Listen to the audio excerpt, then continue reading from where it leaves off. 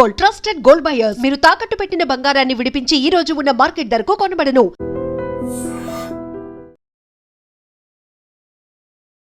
Huzurabad MLA పాడి కౌశిక్ రెడ్డి నిన్న కరీంనగర్ జిల్లా వీణవంకలో అక్కడ కూడా స్థానికంగా సమ్మక్క సారక్కకు సంబంధించిన గద్దెలున్నాయి. సో ఆనవాయితీ అనమాట, వీళ్ళ ఫ్యామిలీకి సంబంధించిన ఆనవాయితీ. అట్లాగే కరీంనగర్ జిల్లాలో అక్కడ దగ్గరలో ఉన్నటువంటి వాళ్ళు కూడా అక్కడికి వెళ్ళి ఆ గద్దెల దర్శనం చేసుకుంటూ ఉంటారు. అది వాళ్ళ కుటుంబ సభ్యులు కట్టించినటువంటి గద్దె. కానీ ఇతనికి అట్లాగే వాళ్ళ కుటుంబ సభ్యులకి మధ్య ఒక కోర్టు కేసు ఉంది. ఈ నేపథ్యంలోనే పరిమితంగానే, అంటే కేవలం కొంతమందితోని మాత్రమే కోర్టు ద్వారా పర్మిషన్ తెచ్చుకొని మరి ఈ గద్దెల దగ్గరికి వెళ్లాల్సి ఉంటుంది. కానీ పాడి కౌశిక్ రెడ్డి ఏం చేశారు అంటే, తన అనుచరులు చాలామంది ఆయన వెంట వచ్చిండ్రు. దగ్గర ఒక 10 కార్లు ఆయన వెంట వచ్చిండ్రు. సో పోలీసులు అడ్డుకునే ప్రయత్నం చేశారు. నిన్న ఉద్రిక్త వాతావరణమే కనిపించింది. టోటల్గా వీణవంక దగ్గరలో ఆయన గద్దెల దగ్గరికి వెళ్లే దారిలోనే ఆయనను పోలీసులు అడ్డుకున్నారు.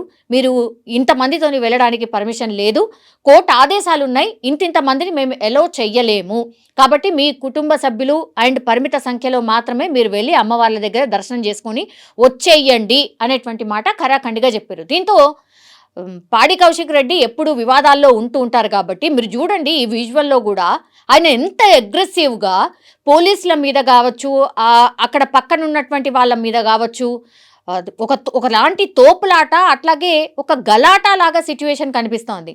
ఆయన పోలీసులను నెట్టే ప్రయత్నం చేస్తున్నాడు. అట్లాగే ఇక్కడితో ఆగకుండా పాడి కౌశిక్ రెడ్డి కొంత దురుసుగా మాట్లాడడమే కాకుండా బెదిరింపులకు కూడా దిగిండు. మనకు క్లియర్గా మనకు కనిపిస్తోంది, ఆర్ వినిపిస్తోంది కూడా.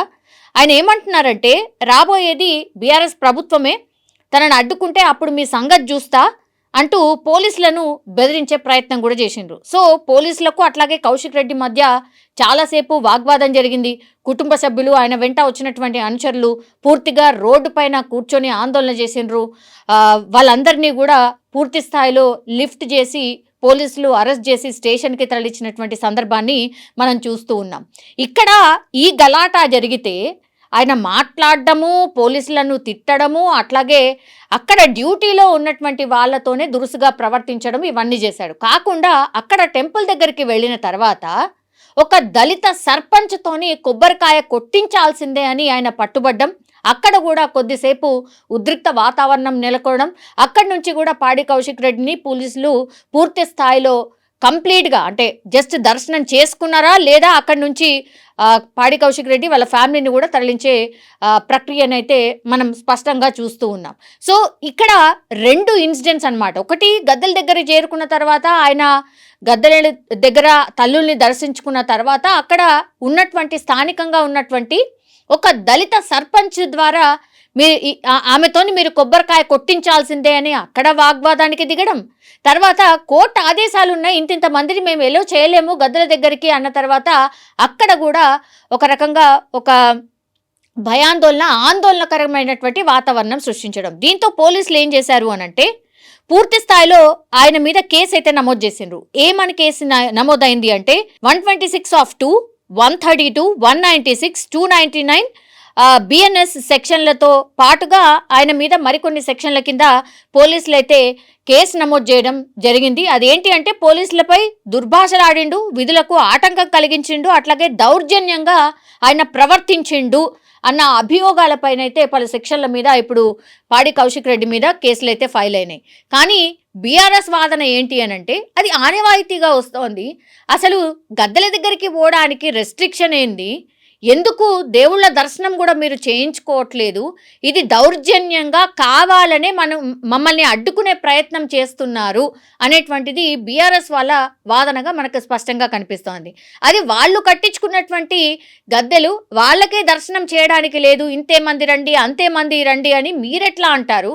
యాక్చువల్లీ ఆయన చాలా సాఫీగా సాగుతున్నటువంటి వాడిని డిస్టర్బ్ చేసే ప్రయత్నం మీరే చేసిండ్రు, కావాలనే ఏదో ఒక అలజడి క్రియేట్ చేసిండ్రు, కావాలని పాడి కౌశిక్ రెడ్డిని డ్యామేజ్ చేసే ప్రయత్నం చేసిండ్రు అని బీఆర్ఎస్ అయితే వాదన వినిపిస్తోంది. ఇప్పుడు ఏకంగా అట్లా దుర్భాషలాడడమే కాకుండా పోలీసుల విధులకు ఆటంకం కలిగించడం, తర్వాత దురుసుగా ప్రవర్తించడం, ఇవన్నీ చేసేసరికి ఇప్పుడు మళ్ళా పాడి కౌశిక్ రెడ్డి మీద ఇంకో కేసు అయితే ఫైల్ అయింది. మరి దీని మీద బీఆర్ఎస్కి సంబంధించిన నాయకులు, ఇంకా పెద్ద నాయకులు ఎట్లా రియాక్ట్ అవుతారు? ఒకటి కాబట్టి తర్వాత పాడి కౌశిక్ రెడ్డి కూడా ఎట్లా రియాక్ట్ అవుతాడనేది చూడాల్సిందే. బట్ నిన్న జరిగినటువంటి ఇన్సిడెంట్లో పాడి కౌశిక్ రెడ్డిని తాత్కాలికంగా స్టేషన్కి అయితే తరలించడం జరిగింది. నిజంగా ప్రస్తుతం ఉన్నటువంటి సమాజం దేనికి ప్రయారిటీ ఇస్తుంది?